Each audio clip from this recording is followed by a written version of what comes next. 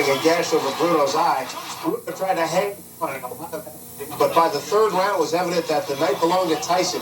By the third round, it was all over despite the ring rust of 3.5 years he spent in prison. Tyson was once again the WBC's heavyweight champ. And he is back, ladies and gentlemen, the new WBC heavyweight champion of the world, Iron Mike Tyson. Here's a man that gives. He don't take. He's not like the Dead Sea that takes all and gives none. He gives. And in giving, he casts his bread upon the water, and most certainly he don't get back soggy bread. Let me give you the heavyweight champion of the world, Mike Tyson. I can't follow a speech after Don King. I'm not righteous, and I tell a few lies every now and then, so what he says, forget that. Mike Tyson, that was pretty good. Jerry, made to talk more about Mike Tyson, boxing, the whole scene. Marion Boykin from the City Sun. Marion, good to have you back with us. Always a pleasure to be here. Mike Tyson, he wins it again last night. I mentioned this earlier, that I thought he was extraordinarily vulnerable with his straight-on attack to jabs and uppercuts. And Bruno wasn't the guy to come through with that battle plan against Tyson. Now, Tyson had a lot going for him. But I just thought that he was vulnerable to that type of attack. What did you think? Well, I thought he might have been, and certainly the ring rust has been a situation that has gotten in Tyson's way up until now. But I also thought that Bruno is a straight-up fighter. He has always been. I couldn't see how a man that Tyson beat 7 years ago in 5 rounds was going to do much better than that 7 years later, despite Tyson's incarceration. I was on Kiss FM's open line this morning, and we spoke about something that I think is the most important thing about Mike Tyson, and that's his focus. His focus has been reissued. It is no longer the typical ferocity that you're used to getting from Mike Tyson. It is a ferocity that is a controlled fire now. And certainly as he develops his timing and gets that back in order, fighters like Bruno, specifically fighters like Bruno, will be no match for him. There's a lot of strength there. All right, let me ask you this, though. In my mind's eye, without even going back to videotape, I remember Tyson at the peak. His ability to avoid getting hit was exemplary. It was outstanding. Mm-hmm. And he doesn't impress me that he has that type of movement anymore. And you know more about boxing than I do, but is that on the money? Well, you know what? It bothered me a little bit that Tyson's head movement was not there. That bothered me. But I think he is adapting to whatever it is that he has to do.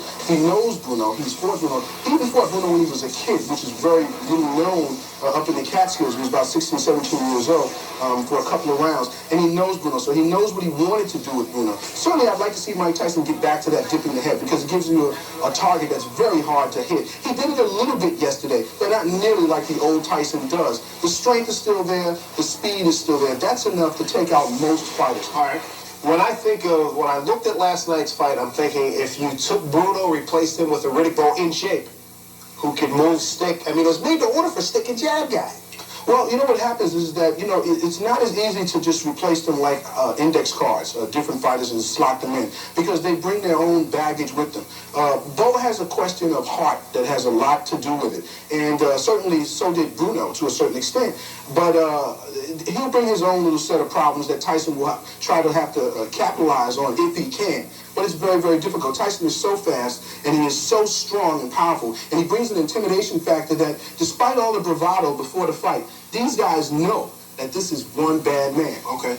On the horizon, what do we look for now in the next couple of fights? I mean, probably over the next, 8 to 10 months? Well, you got Bruce Seldon out there. He's one of the champions. Franz Both is another one of the champions. But the real fight is with Riddick Bowe, with Lennox Lewis. Yeah. And, we already had 3 tune-ups. These next 2 are basically tune-ups because there's no reason to get excited about seeing Seldon and Both, because you know those are going to be almost virtual walkovers. But they might as well give those belts to Mike Tyson. Right. But certainly the Riddick Bowes, the Lennox Lewises, those are the guys he's going to have to fight. I don't want to try to slot guys in there like George Foreman to get his last payday, or maybe perhaps even Michael Moore, perhaps even Evander Holyfield. But for Mike Tyson to go on, he must beat Riddick Bowe to get that type of respect back. I respect him already because I think he's a fine fighter, and I appreciate the focus that I see in him now. All right. Friday night, did you gain anything from the night of young heavyweights? I mean, I know I did. When I watching Shannon Briggs, I was really disappointed.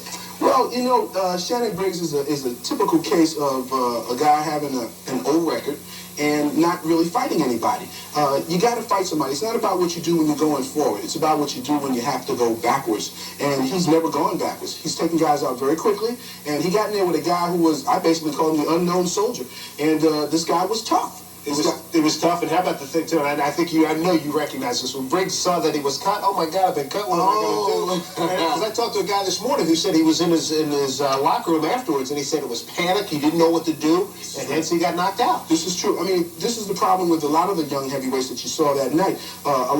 They showed a lot of amateurish situations. They didn't cut the ring off well. They didn't know how to finish well, and Briggs didn't know what to do when he got into trouble.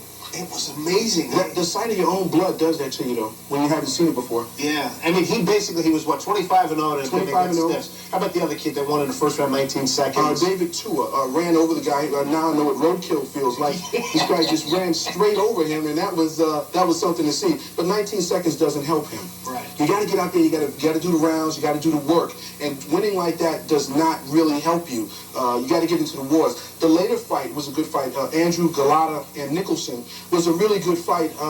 But what you saw, I believe Galata could beat the handful of them because he is so exceptionally strong. And he takes a really good punch, too.